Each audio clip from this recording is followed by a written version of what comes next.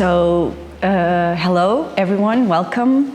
We will be holding a small conversation today with John Feldman, the director of the films Regenerating Life and Symbiotic Earth, with Sheila Silver, who is the composer of the soundtrack of both movies, and with the researchers, Paulo Branco and Filipa Monteiro, from the Associate Laboratório TERRA. And we'll be talking mainly about regenerating life, but before that they will each introduce themselves. If you have any questions in the end, feel free to ask. So, John, would you like to say a few words? Maybe we should start with Paulo and Filipa. Thank Maybe you so you could much. introduce Good afternoon you. Yes. To everyone, especially a great compliment to John Feldman and his wife Sheila. Thank you it's an honor personally to receive you here at Laboratório TERRA and have a small conversation. So I'm a researcher at School of Agriculture at University of Lisbon.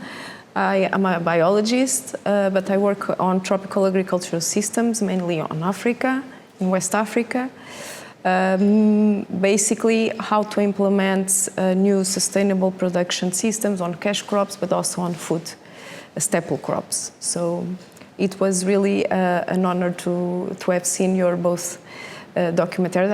I've seen both, so for me it's an honor to have such a informal conversation about the subject. Thank you. Hi everyone, so I'm Paulo.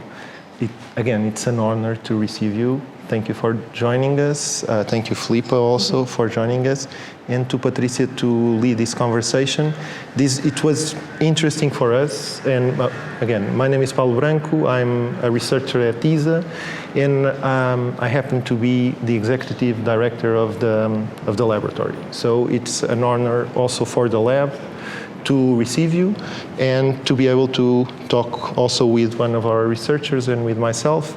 I'm a biologist at the base core of my degree, but I have a PhD in forestry. So it's a different knowledge basis.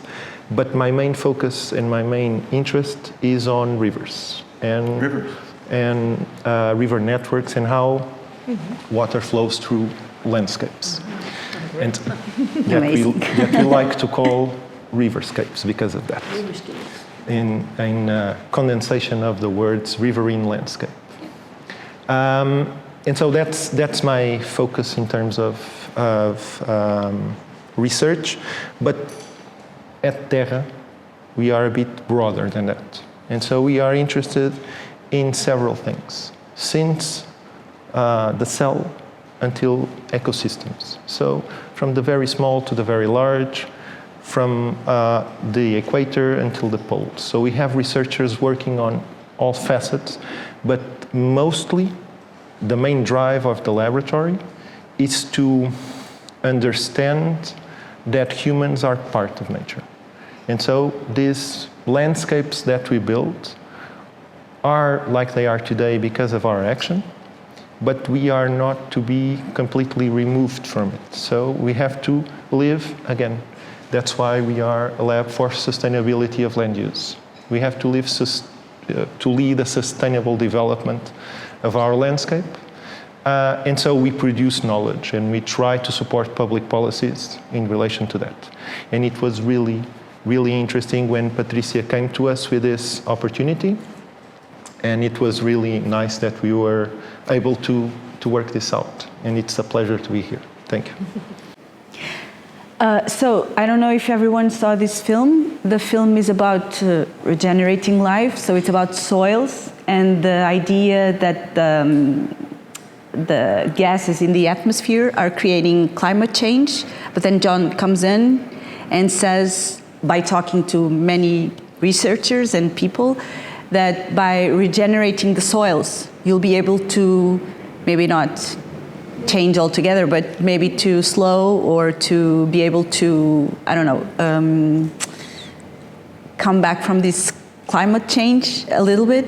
Is it, am I please go ahead. let me carry on. So just to introduce myself, I'm the filmmaker, John Feldman. Although I studied biology somewhat, I have a college degree in biology, I consider myself a naturalist. And I've been a naturalist all my life. And my films basically try to bring my appreciation and love of nature, of the natural world, to people. This film, Regenerating Life, was ostensibly about climate change, and one of the main things I learned was that the greenhouse effect that we all hear about is governed not so much by the gases in the atmosphere, but by the amount of heat, infrared radiation, coming off the surface. And the more heat we have coming off the surface, the more heat is held in by the greenhouse gases, and there's a lot more heat coming off of bare land that does not have any green on it, than there is land that has any sort of green, especially a forest, but even a field. We do a little experiment in the film where I show with a thermometer the amount of heat coming off bare land and the amount of heat coming off just a little bit of grass on the land, and the difference is 24 degrees centigrade between the two. So that, to me, is the driver of the greenhouse effect. But then we talk about water and how the flow of water through all the living systems, through the plants, through the trees, through the soil, and then down as rain again, how that is what cools the planet. And by destroying the environment, we've destroyed that cycle of water. And that's what we have to regenerate in order to cool the planet. And that's where soil comes in my film. The soil holds water. Good soil holds water. And that's the most valuable thing that we have. Yes. So maybe we can start with you making some observations about the film, something that you want to address, or is it okay? Yeah, for my part, I have some. I've seen very carefully and very enthusiastically, I must say, both of the documentaries. But regarding the generating life, one of the best approaches is 2 points from my perspective as a biologist, but also as a non-biologist. So I try to sometimes dissociate myself because I'm part of the society as a whole, not only biology. Sometimes it's difficult. But basically from the viewer's point, but also by the listeners. Why? Because the viewer's point is that sometimes one of the most difficult parts in a documentary, particularly the one that is directing, is the person that sometimes don't go to the places itself and talks with the people. So I must say that he's very enthusiastic in that point of view, because by talking with people, the knowledge is completely different, and the way you address the documentary is clearly directed to that. And on the listener's part also, the way you talk, I believe, is fantastic, because it poses how science and how discoveries about nature should be, in my perspective. It's enthusiastic, but also questionable, questioning all of the time, because usually in science we don't understand that nature is a variable that's almost impossible to address as a whole. So we understand some small parts, and we believe by addressing this part is easier to address the others, but how they jump and connect each other is the most difficult part. So basically, one question usually leads to several ones, and that was one of the parts that I enjoy the most of the documentary, because basically you go one question, that is where it comes the climate change. So I think it's very good for schools also in the educational point of view, because it disrupts the idea that climate change is mainly driven by gases. Basically CO2, because it's clearly a thing that comes from several times ago. So that is quite important, how to address climate change as a whole. So it's not due to the climate, of course they contribute itself, but it's not the key driver of such changes. So for me, that's one of the most important factors, is how to understand climate change. And the way you address it, I think, is very informative for schools, for here at degrees of several. I do believe it will be a must-see documentary for biologists itself, and even to society itself, like in cinemas or in cultural societies, cooperatives, even for farmers, is very easy to understand, and I believe it could be an important, it's just a suggestion. Another thing that I believe is quite important and has been a hot topic basically in the 10 years is the soil, because the importance of soil, because FAO, the Organization for Food of Agriculture, only established a year of International Soil Day in 2015. And from then onwards, basically, we have made a boost on the research that soil as the base of whole systems, ecosystems, like for hydrological cycles, for biodiversity itself, and how to maintain or allow a sustainable production of agriculture, or even at biodiversity that somewhat is disrupted. So I think it's quite important, the soil, because people forget without soil we don't have nothing. And so one of my questions is, for example, you believe, I had somewhat, because I don't have much background on biologist, but a plant biologist from a water cycle part, of course, I know, of course, how the plants do it and how the systems works. But for example, in tropical systems, we have sometimes the soil that is not too in depth. It has not very profound. And what happens with the monsoons, we don't have much patches, okay? So usually what they do is like, they move the land when the soil, when the water, just to have some air in the soil. So in some cases, in the cases where they have cash crops, like in monoculture systems, they don't do anything. And when I went there and measured the temperature is not very different. So for me, maybe it may be related on one of the things that you've mentioned, that is vegetation, natural vegetation. So how natural vegetation itself allows to cool the systems, even if you have a system closed that is non-native, like cash crops that are introduced with economic purpose. But maybe some natural vegetation, the agroforestry system, that should be implemented in basically in cash crops, because in particular in Africa, where I know the systems very well, cash crops are the main driven system of land use and substitution, and even deforestation, of course. So, and basically I believe that somehow, even when you have systems that are industrialized or somewhat semi-natural, the soil can be, with native vegetation, maybe you can cool it, the soil. So there is no need to have a whole system completely changed.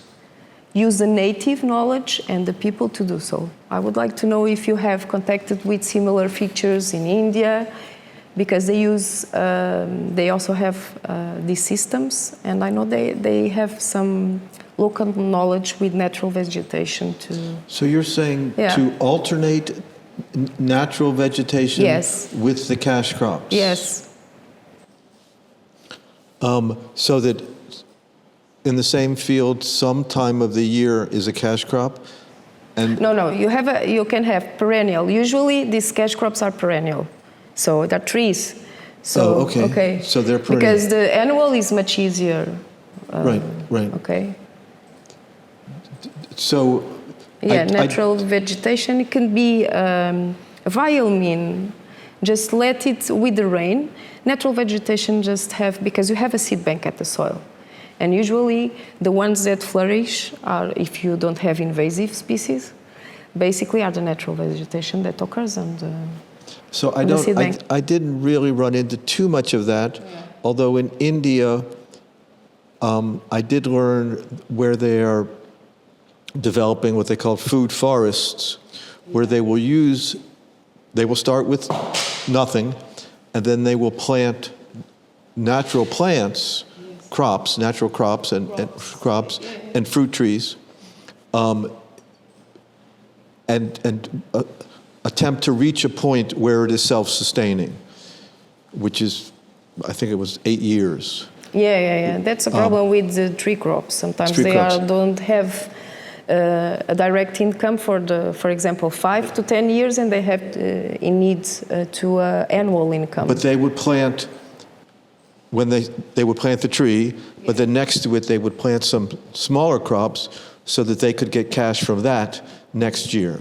That was part of the plan, is to always, in this place in India. Ones, right, native ones, yeah. I don't know always if they're native ones, but they're ones that have been used for hundreds of years. So, yeah, sure. They are probably the ones that are completely adapted. One of the things that you mentioned. Completely adapted, yes. Yeah. One of the things very interesting also on the documentary were the project that I saw in India for maintaining a seed bank of adapted varieties. They had 200 varieties of barley and several for sorghum, I believe. So that is quite important. One of the things is what we call the seed keepers. So seed keepers are one of the most important things throughout the countries, in my perspective, for not losing the biodiversity part of agriculture. Because if we want to input biodiversity on agriculture, it has to be with adapted seeds. Adapted seeds, yes. Yeah. And one of the things I learned that was interesting is they collect the seeds, but every year they collect more seeds. And the same species, they keep wanting to have last year's seeds because the seeds change. Yeah. And so putting a seed that was native 10 years ago, it might not be adapted to the new environment just 10 years later. So they keep the seeds fresh every season. That is the best way, in my perspective, to conserve seeds, because probably you would know we have two different conservation of seeds. That is a situ, basically in botanical gardens or outside of its natural habitat. They are maintained in European and worldwide seed banks. They are maintained. But in situ, for me, is in my perspective, the most important part, because as the name states, it's on its natural habitat, and it continues the natural process of adaptation to climate and conditions. That's right. That's what I was learning. So we have these two different parts, and there is a big project, as you know, the seed vault that has been widely talked about, where seeds are sent to a huge vault. I think is in Norway. In the mountain. Exactly, in an iceberg or so, where you have it. And these seeds from local communities are not maintained. Are maintained, particularly, for example, in Africa, is maintained by women. Are women that are called the seed keepers. So they have really rituals. They write it when they have collected, and even put if it was raining or not. So they have the local knowledge, for example, for how to select the best seeds. We don't know how to do it. So when we go there, they select by the plant, the vigor of the plants. So they do it like it was passed by a legacy. Wow. That sometimes is not how we do it. With agricultural, as we call it, it's not driven only by the yield or other sources. That is what is industrialized agriculture basically wants: higher yield in less time. Right. So basically, I think it's quite important, that part. Yeah. Thank you. Would you like to go now, Paulo? Yeah, I was just listening to what Filipa was saying, and I found interesting another thing in the document also was that, in the documentary, that in India, for instance, you cannot patent a seed, and that's really important. So this biological entity is not, it's the product of natural selection, it's the product of the environment in which it grows, so in fact it should not be monetized to that extent. And that's almost cultural belonging. It's something that is part, it should be universally owned, not owned by companies, and that's something, but piggybacking on that, in fact, economy plays a large role in this. Why have we degraded the systems? Because it's faster to grow. It's simpler. It's great to use pesticides because then we don't have to deal with pests, and we have less uncertainty in our yields. And that played a role. It was important, again, for our species. It was important to dominate some of this. Otherwise, if we did not select some species, we could not have the yields that we have, and so we, as a species, could not have the numbers that we have today. So we cannot go back from this. But economies, the economic perspective of this, it's relevant. For sure, in some part of the video, I think the last part of the film, it said that if you can grow your own food, that's power. Right? And I fully agree with that. But again, our population is gigantic. And one thing from a landscape perspective, intensification plays a role. We just need to change the way in which we intensify. Because if each one of us would grow our own food, I have the idea that that would be really bad for the planet. Because our land occupation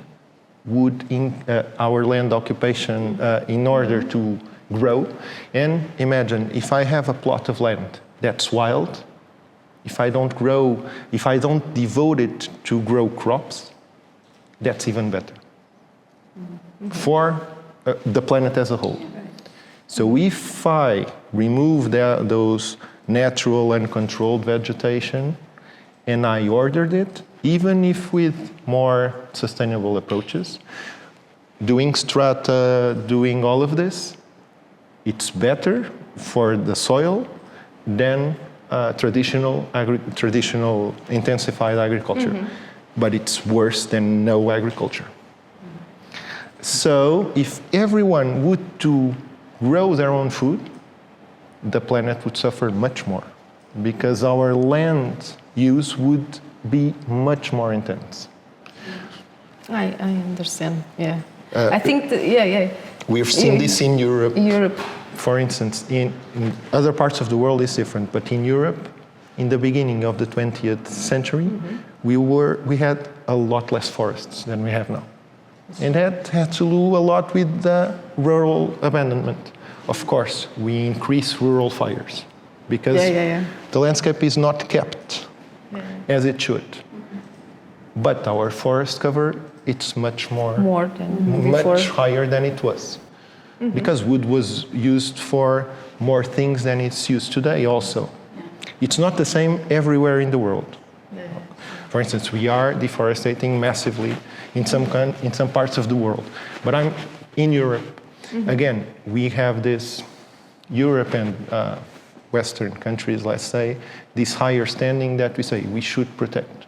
But we are in an economic position because we depleted our systems enough that we can say that.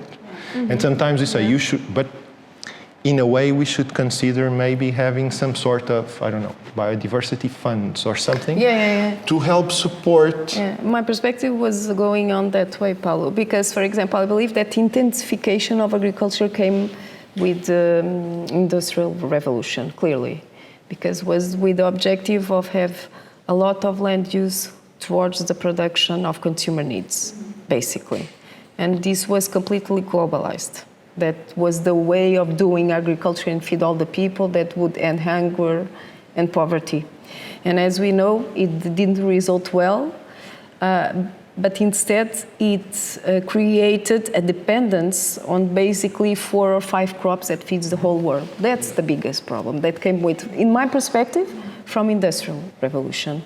And continue with the Green Revolution that was, as everyone knows, a failure on Africa, specifically. In most of those productions, although I think most, like 60% of our calories come from vegetables, but most of the area devoted to crops are to feed animals. Yes, it's true. Commodities for lots of reasons. Yeah, but mostly for cattle. Yeah, exactly. Mostly for cattle, also for energy and stuff like that. But again, a lot of the area of the landmass that we occupy with some of those five crops, most of that is to feed cattle. So it's also a cultural change that needs to occur. But I was wondering if this perspective that we are bringing, that if everyone would to grow their own food, I consider it that potentially it's a bad thing. What do you think about that? Right, so I wanted to go back to that. First, we have to put into context what Karen Washington, who was the woman at the end of the film, was talking about.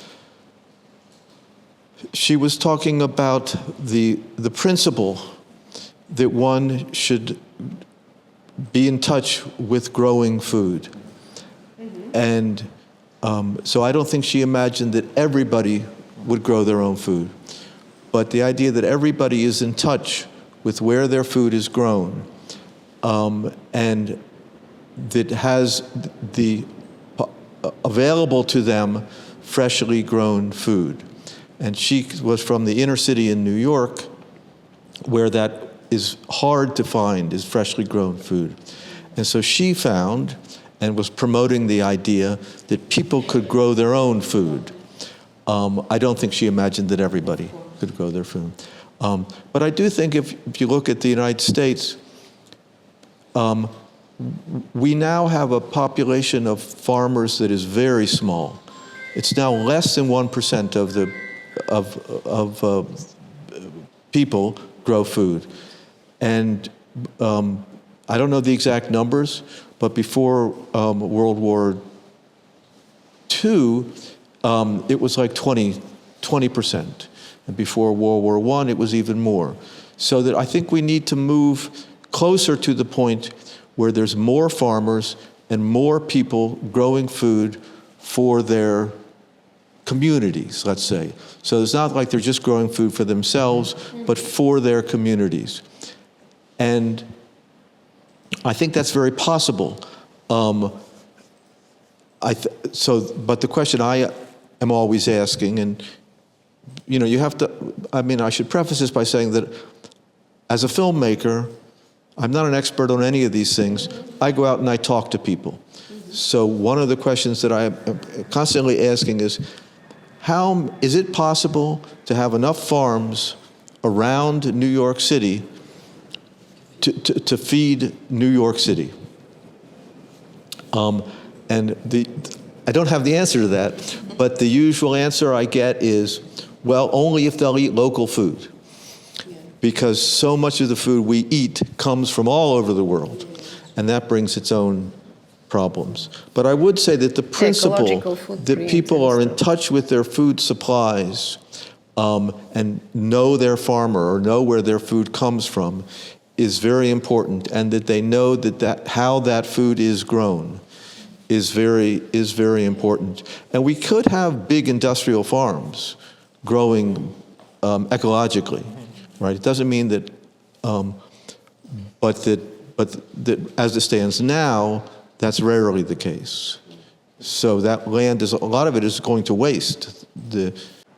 But again, it has to lead to a change in behaviors, because growing locally but out of season, for instance, it's environmentally more degrading than eating that produce, even if it came from the other side of the world. The footprint of doing something in a greenhouse, it's much higher than eating strawberries from another place. So it's not only growing locally, but growing in season.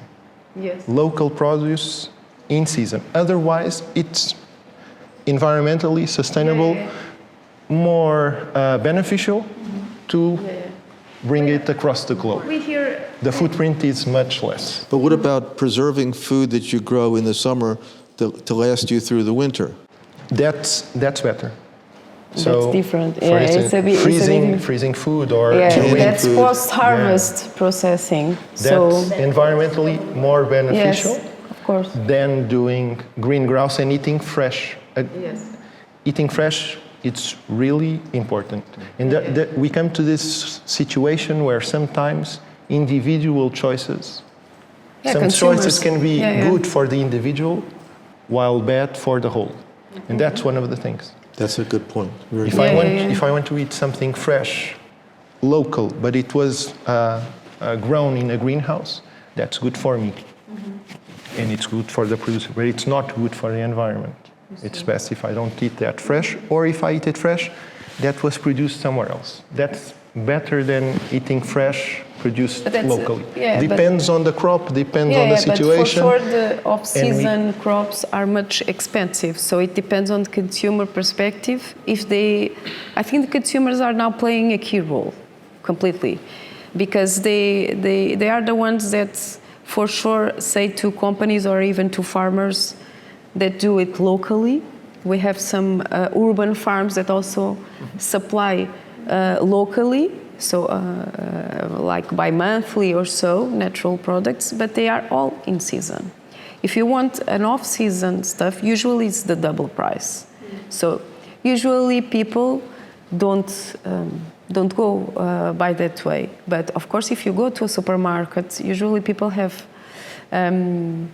to I don't know, basically try, okay, maybe I will take this just by chance or despite being expensive. I think that the amount you pay, it will completely advocate consumers' perspective. So if you put off-season products, and for sure the ones that are done in greenhouses would be much more expensive, for sure people, it will dilute it, because there is a small part. If you think, for example, the Portuguese people don't have much money to pay for natural vegetables. So they want to pay as less as possible, but to last as much as possible, for sure. So if you go to off-season, we'll pay more and would be like an exotic and much more expensive.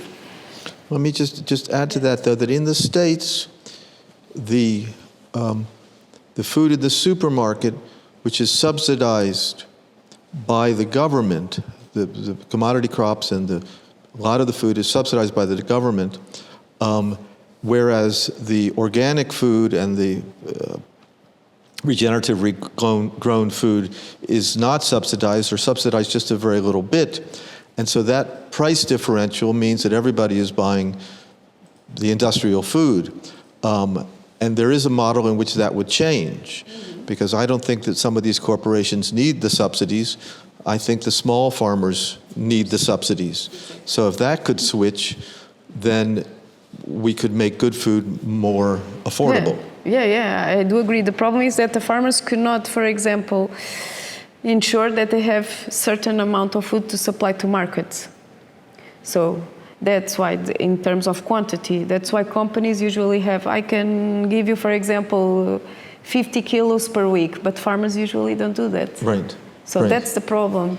But people are, I think that society has been somewhat educated, not so much, to have these options and to know, or being at least aware of these options.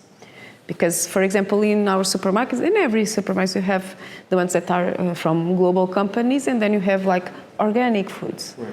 They are more expensive, but you know there is it. And a lot of people go there. But of course, the price is still... The price is bigger, yeah. But I think because of that, because of the amount of supply they can provide, in my perspective, I don't know. But based on what you were saying, there is, I would say, an opportunity from legislators. Everything can be ruled in one direction, in another. So it's the will. It's a political will. Right. Sometimes. It's a political will. you can regulate things in a different way. You can not allow some sorts of land use, or in particular situations. I will give you our example. So, in Portugal, we are our situation is quite different from the north and the south part of Portugal in terms of water, because we are quite a diverse country, and so our southern portion of the country is it has a lot of water scarcity, natural water scarcity. This means that to allow crops to be irrigated, we have to do engineering, so we have to storage water. And this creates, there's no bigger impact you can do to a river than to dam it, right? So there's all sorts of issues there. But again, we keep allowing to increase the area that's allowed to be irrigated. This means that I will need to store more water, because I need to irrigate when I don't have natural rains, so I need to store it. In an area that we have already we have enough water for the population and for everything. But if we are increasing dramatically the area, we are impoverishing the system, and this brings a lot of issues. Yes. One of the issues is that, for instance, we can argue, okay, but we are increasing the efficiency in irrigation. But that's only meaningful if I don't increase the area to be irrigated, because that's the only way I'm removing less water from the system. Because what they say is, oh, I'm being more effective, so I can grow more. Yeah, but the net effect, it's the same, because I'm removing the same water. Just using it to irrigate more. But to the system itself, I'm not improving the system, because I'm still removing the same amount of water. And so these sorts of things can be regulated. But if you have the fields and you improve the quality of the soil so it retains more water, then won't that mean that your water requirements are less? For sure. Yeah. So the idea of improving the soil. The problem is maintaining the soil biodiversity. We are clearly moving towards a more ecological way of doing agriculture. Right. We are clearly more and more understanding how in fauna in the soil clearly is beneficial. We are understanding more and more how there is interaction between plants and fungi and bacteria, and how we can increase our production. But again, this is something that can also be legislated. This is something that it's not only because, again, this was important in some stage of our society to do agriculture like this. And now it's like this. We have always done it like this. It works. We just need more water. We just need to put more land. Nitrates. Because we need, and we have also that responsibility at ISA, because we are teaching the next generation of farmers. Right. So we need to start doing that. My former point is just that it's never, and anything is never white or black. It's something always in between. Grayish. But the legislators have a will. And sometimes that will is bended by some economic powers. And also the time scales are important. It's not just one season or 10 years. It could be 25 or 50 years to get the soil better and so forth. That's the problem, is to policy makers and decision makers to understand that things are not on the next year. So sometimes there have been applications here at Portugal where, for example, you have an annual crop and you leave the soil. Usually it's how it's done. Just increase the air of the soil with some movement, but nothing more. And there was a generalized perception that the soil needs inputs rather than besides the ones that are chemical, so natural-based solutions. And there have been some studies that use, for example, plants, like usually the ones that do symbiosis, like fabaceae, so like that can be used not only to increase the soil biodiversity, also the air in the soil, keep water in the soil and avoid soil erosion, but also create fodder, for example, for the cattle, and even, if possible, an economic income directly by some food. But there is a general perception.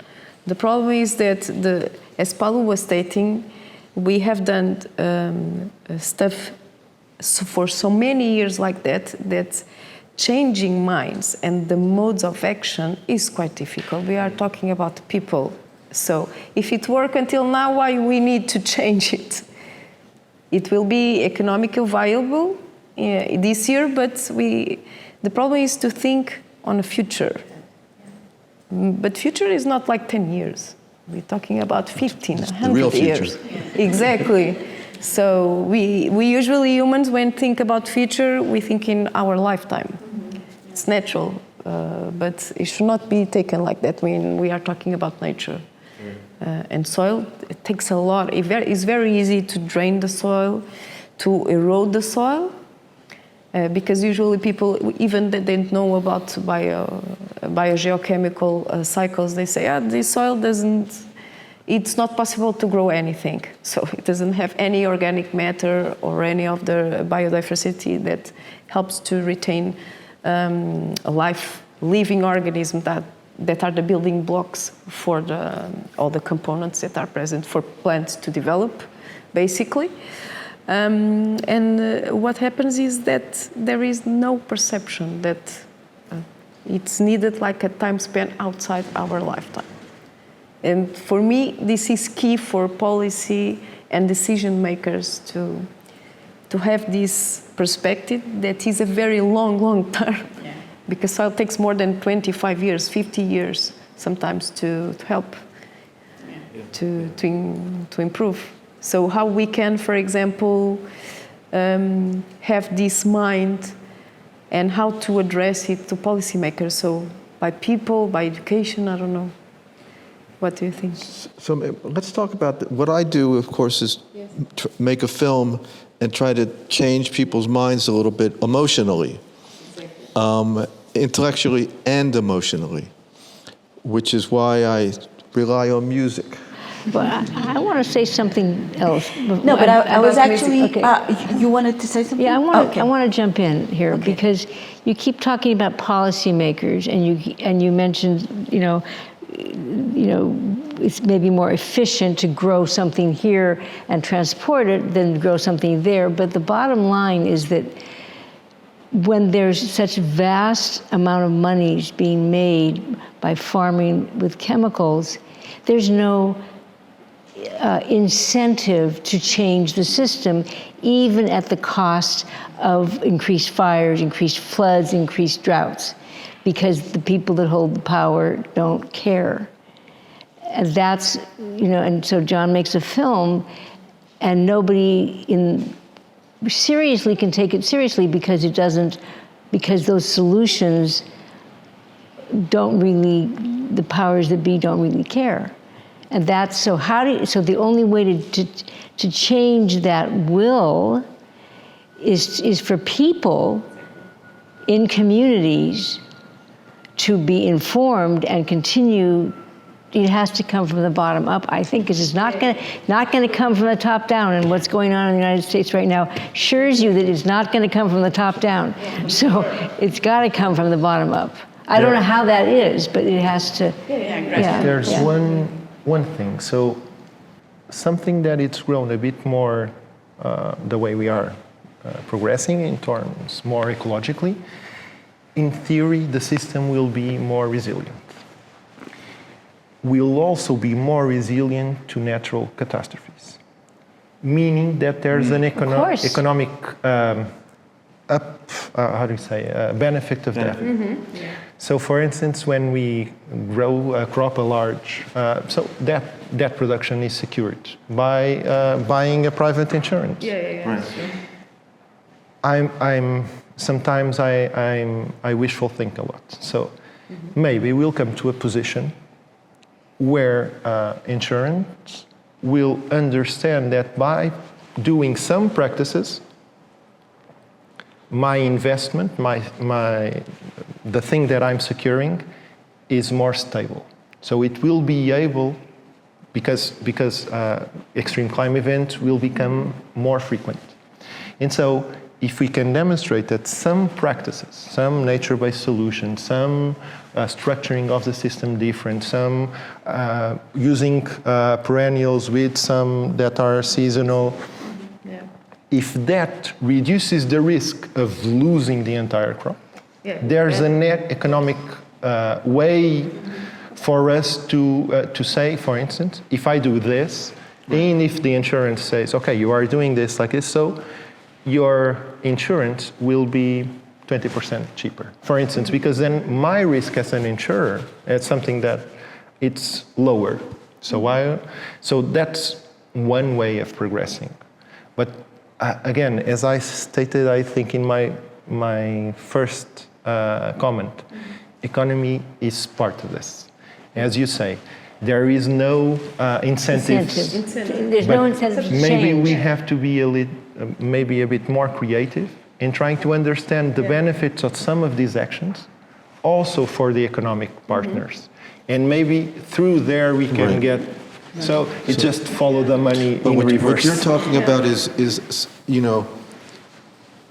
I tend to look at, all right, this is the solution here, but what you're talking about is how do we get there? Step by step, we have to convince the insurers, and then we have to convince these, and we have to get there stepwise, keeping in mind the economic pros and cons. I can give you an example how, and you mentioned this in the movie also, that sometimes some company is doing something and then using and selling it as carbon credits or something like that. For instance, if you go and buy and finance a house, right? You have the thermal, how do you call it? The thermal efficiency. Geothermal. The thermal efficiency of the house. So if it's quite efficient, your house spends less energy to cool, to heat, so it's a better overall structure. So not insurance, the tax. Taxes. Not the tax, You get a tax credit, so you pay less taxes. yeah, so you will, when you go in finance to the bank, the amount of money you pay to it, it's lower because of the efficiency of the house, right? So if you recover a house that's already built, your thermal quality will be lower. Then it's more expensive, dollar for dollar, to finance a rebuild. And that's nonsensical ecologically, because then it's cheaper, the money is cheaper for me to build a new house and to, in fact, occupy land that could be natural. And so we need, but this, the idea of this is beneficial because we are spending less energy, so it's more sustainable. In theory, yes, but then the practice sometimes may not lead to that. Right.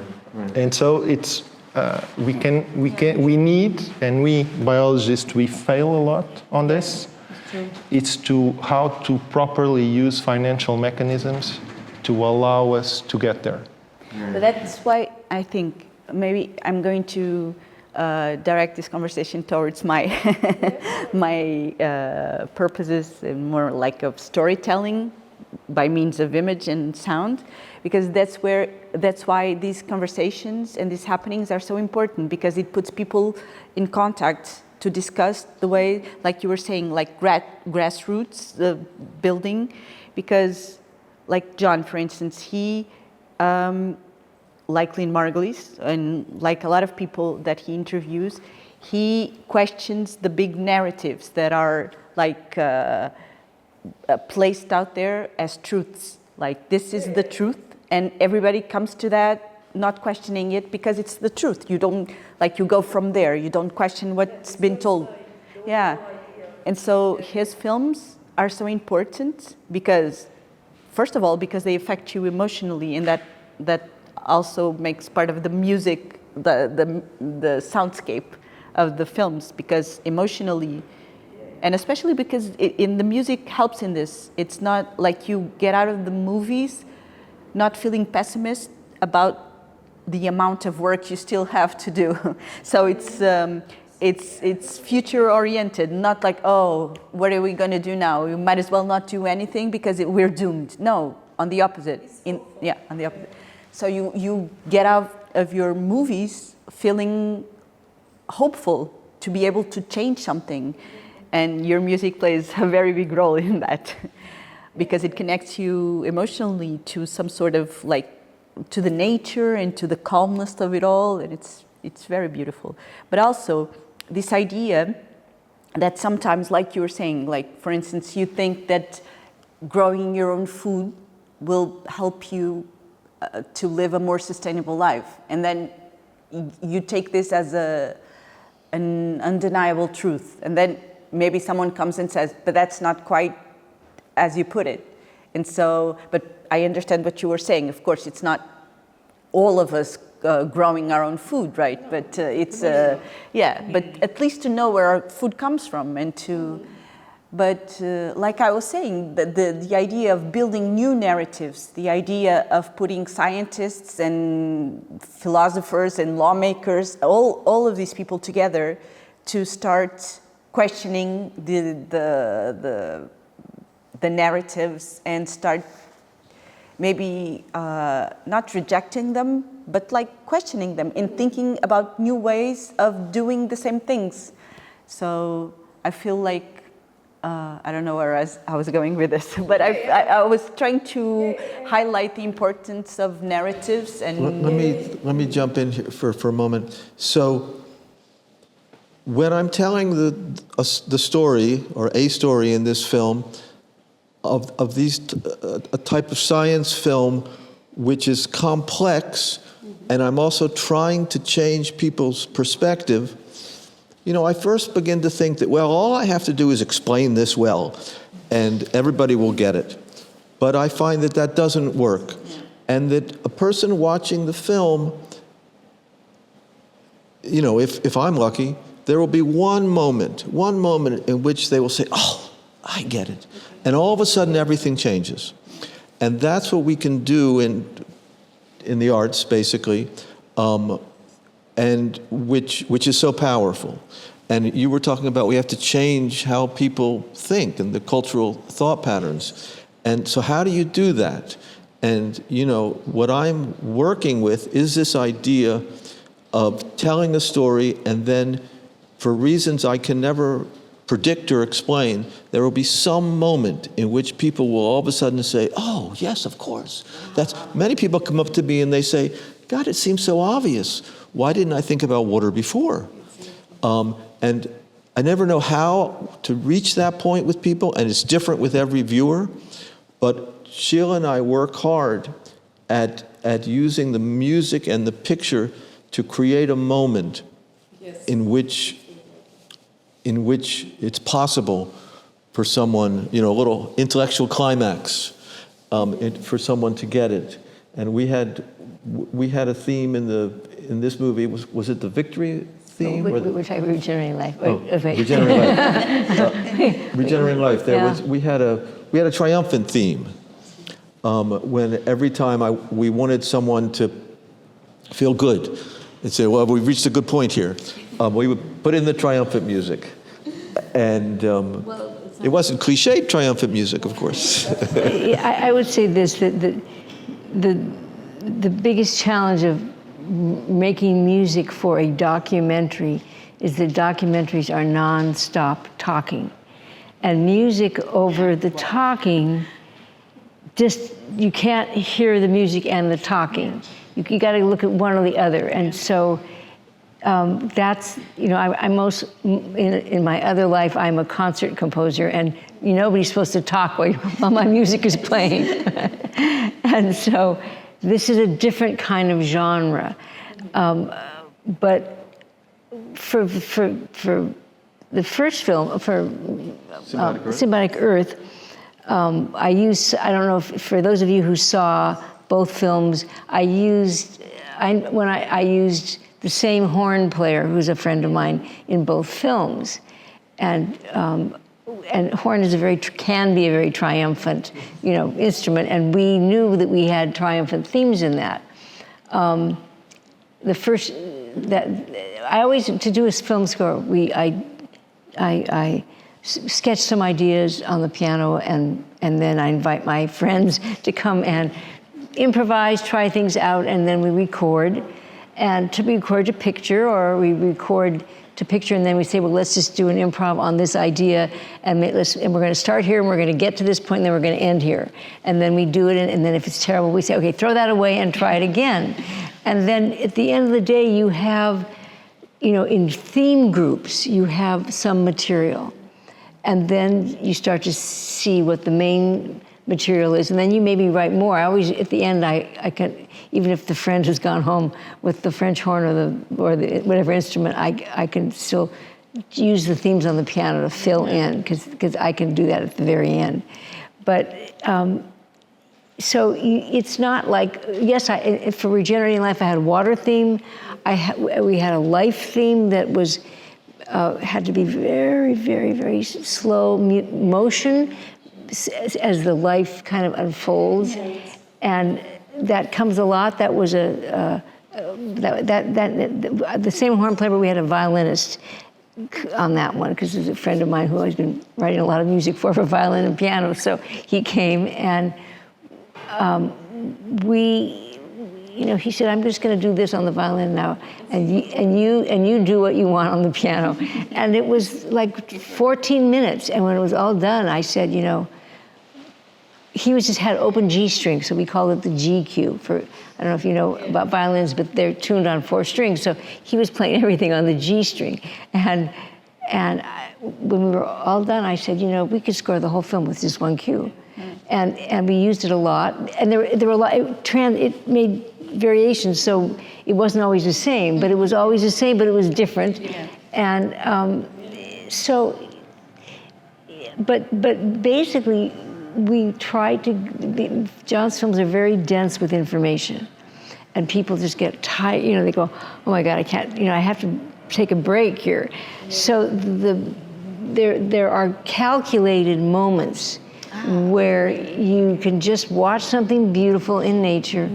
Hopefully the talking stops. Yes, it's true. It's true. And there's a little bit of music, like all the microscopic moments. I mean, you're not trying to analyze what's happening there. You're just amazed at these little microscopic creatures that are, that are just wandering around, and doing these things. And it doesn't matter that we understand. It only matters that we understand that life is going on all the time underneath everything.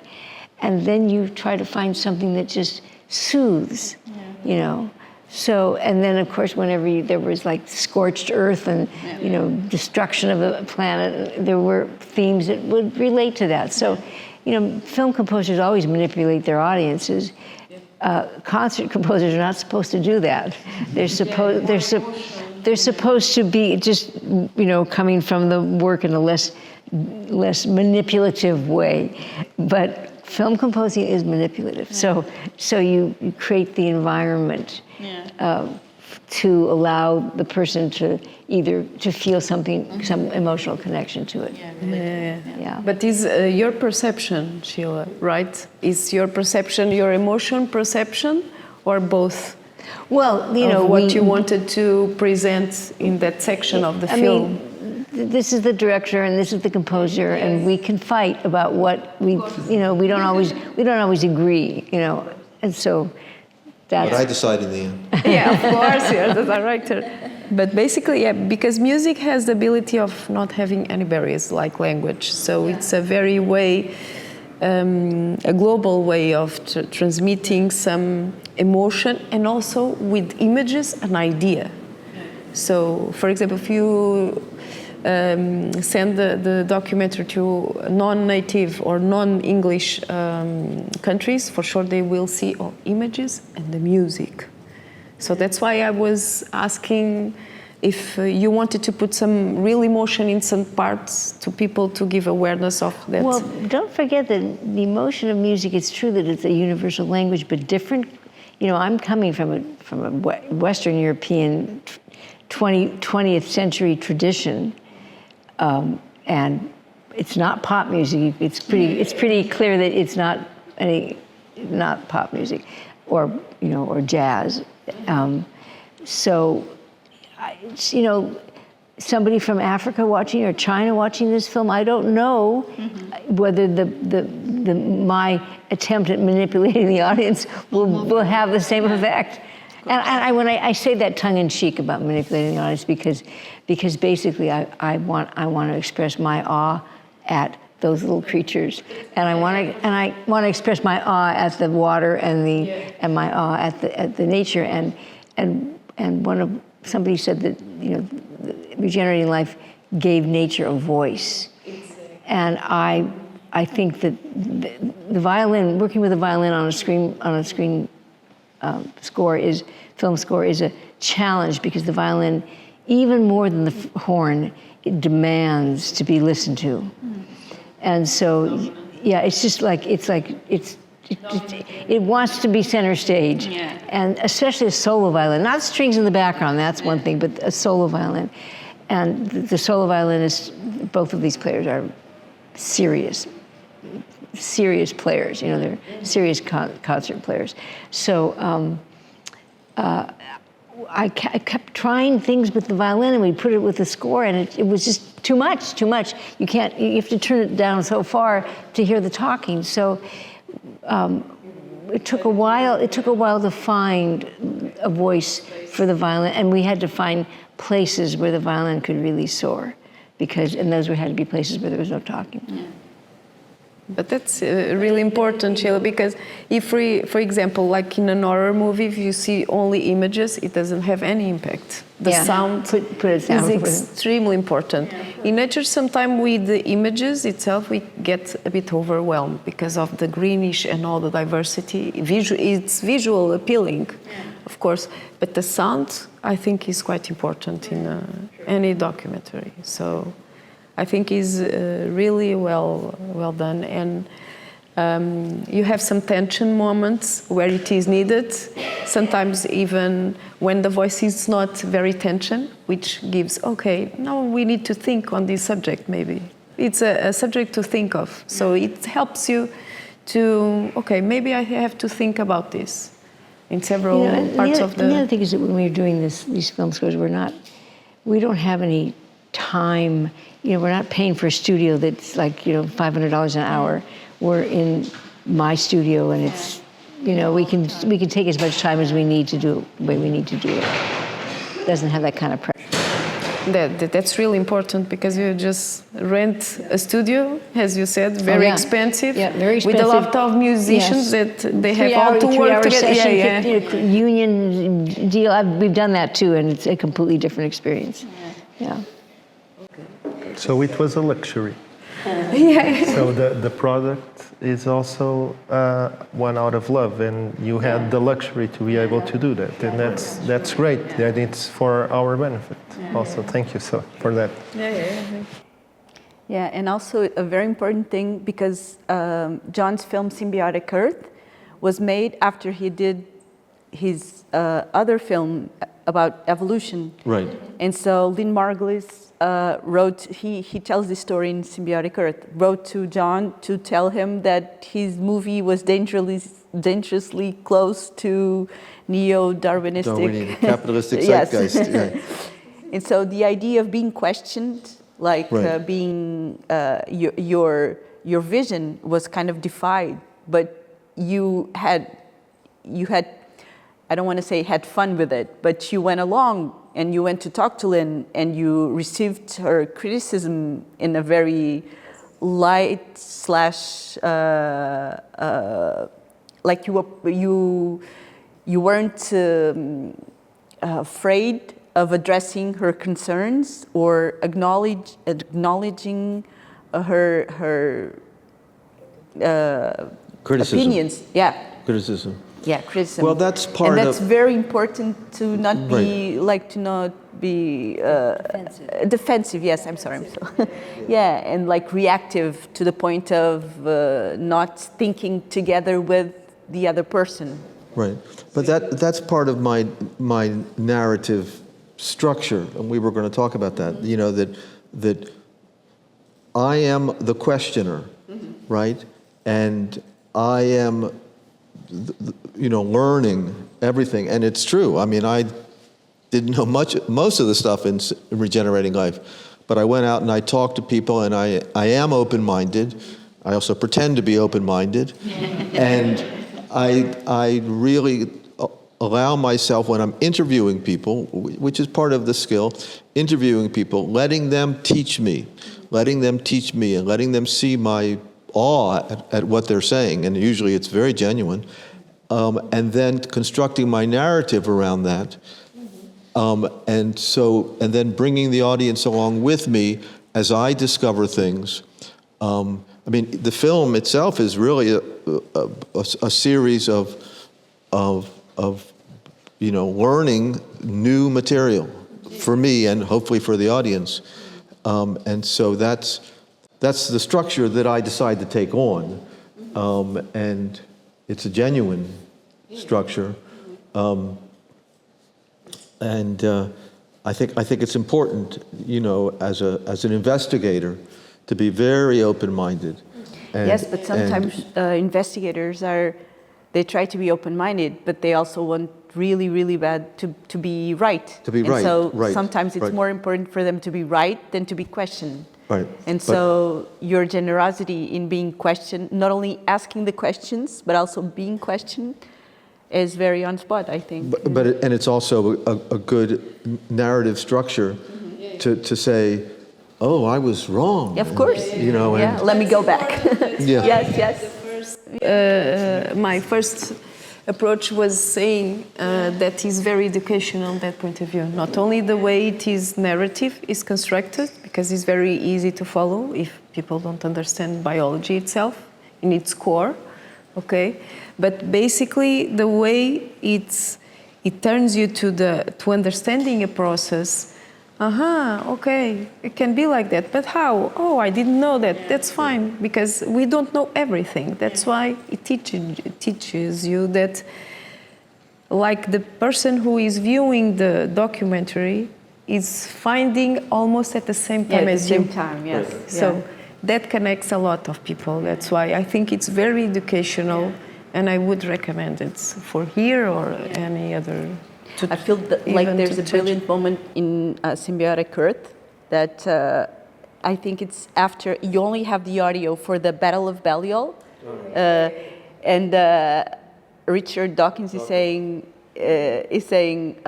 why do you have to bring up symbiosis? Everything is right. Why do you have to put? And Margaret just go, because it's there. It's there. Yeah. And it's brilliant. Like sometimes it would be nice not to have questions asked or not to have, but it's there, they're there, so why not ask them, right? Yeah. So maybe it's a wrap now, yeah? It was a lovely talk. Thank you so much, both of you so much. And thank you all for coming in and watching. And that's it. Thank you.